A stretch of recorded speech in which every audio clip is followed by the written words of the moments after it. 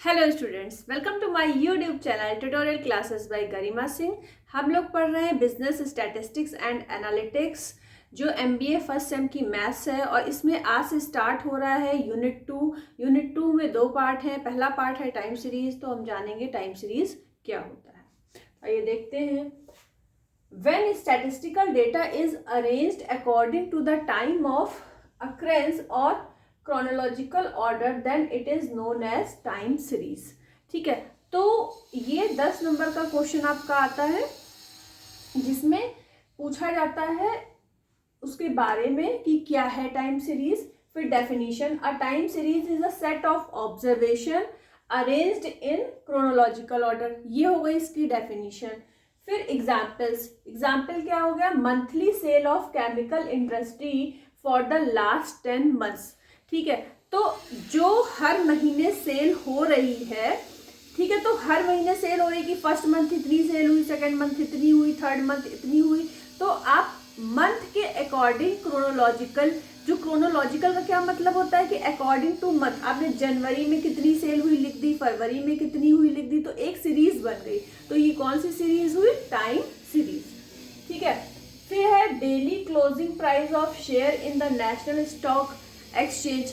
अब अगर आप डेली का निकाल रहे हो तो आपने मान लीजिए 1 वीक का निकाल लिया, टाइम सीरीज है 1 वीक के लिए, तो कि फर्स्ट डे क्या था, सेकेंड डे क्या वैल्यू थी, थर्ड डे क्या वैल्यू थी। ठीक है, अब देखिए मैथमेटिकली हम कैसे बोलते हैं, अभी हम आपको ये समझा रहे हैं पूरा। पहले आप देख लो कि आपको लिखना किस तरीके से, तो एग्जाम में जब ये क्वेश्चन आएगा तो आपको इस तरीके से लिखना है। A time series is defined by the values y1, y2 dash dash dash। अब y1, y2 ये क्या है, of variable y at time t1, t2 dash dash dash। मतलब क्या है कि t1 समय में वैल्यू हमको y1 मिल रही थी, t2 समय में y2 मिल रही थी, t3 समय में y3 मिल रही थी। तो हम कह सकते हैं कि जो y है वो क्या है, फंक्शन ऑफ t है। तो मैथमेटिकली हम इसको ऐसे लिखेंगे। ठीक है, अब आप समझिए टाइम सीरीज होता क्या है। टाइम सीरीज होता है कि कोई भी, जैसे आप कॉलेज के स्टूडेंट्स हैं तो कॉलेज में तो फंक्शन होते रहते हैं, एग्जाम होते रहते हैं। तो मान लीजिए कि हमें बनाना है कि स्टार्टिंग से, जैसे 6 मंथ्स का आपका सेमेस्टर है, तो फर्स्ट सेमेस्टर से लेके लास्ट सेमेस्टर तक आपके कितने टेस्ट हुए, ठीक है, उन टेस्ट में आपके क्या मार्क्स रहे। तो आपने फर्स्ट टेस्ट के मार्क्स लिखे, सेकंड टेस्ट के मार्क्स लिखे, फिर थर्ड के लिखे, फोर्थ के लिखे, फिफ्थ के लिखे, मंथली टेस्ट आपके हो रहे हैं। तो ये जो सीरीज बनी, ये कैसी बनी, क्रोनोलॉजिकल सीरीज। तो ये इसको हम बोलते हैं टाइम सीरीज। ठीक है, फिर अब कॉलेज में फंक्शंस भी होते हैं। तो पहले कौन सा फंक्शन हुआ, सीधी सी बात है, जो पहले फंक्शन होगा उसकी वैल्यू आप पहले लिखोगे, फिर दूसरे की वैल्यू लिखोगे, फिर तीसरे की वैल्यू लिखोगे। मान लीजिए फर्स्ट फंक्शन आपका नवरात्रि का हुआ, उसके बाद दशहरा हुआ, फिर दिवाली हुआ, फिर छठ पूजा का हुआ।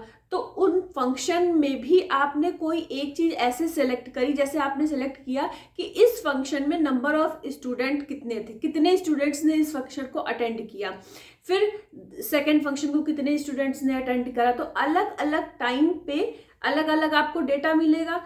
तो वो डेटा जब आप अरेंज करके लिखोगे टाइम के अकॉर्डिंग शुरू से लास्ट तक, तो वो आपका ऑर्डर होगा क्रोनोलॉजिकल ऑर्डर। तो क्रोनोलॉजिकल ऑर्डर में जो आपने ये नंबर्स लिखे हैं समय के साथ, तो वो क्या हो गई, आपकी टाइम सीरीज हो गई। ठीक है, तो टाइम सीरीज आप लोग समझ गए कि क्या होता है। अब दूसरी चीज आपको समझनी है कि components of time series. Components of time series में ये 4 कंपोनेंट हैं जो आपको पढ़ने हैं। पहला कंपोनेंट है सेक्युलर वेरिएशन और ट्रेंड, दूसरा है सीजनल वेरिएशन, तीसरा है साइक्लिकल वेरिएशंस, फोर्थ है इरेगुलर ऑब्लिक इरेटिक वेरिएशन। तो ये आपको फोर्थ पॉइंट पढ़ना है। ठीक है, तो कंपोनेंट्स ऑफ टाइम सीरीज के बाद और भी चीजें पढ़नी है। तो आपके यूनिट 2 में 2 पार्ट्स हैं। पहला पार्ट है टाइम सीरीज, फिर इससे रिलेटेड आप आगे करोगे, क्वेश्चंस करोगे।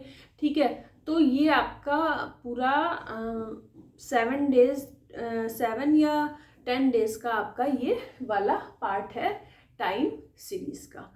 ठीक है, तो टाइम सीरीज़ आप लोग समझ गए हो, तो इसको पढ़ लेना, लिख लेना, याद कर लेना, आता है, इंपॉर्टेंट क्वेश्चन है। आज के लिए इतना ही। All the best to all of you. Thank you.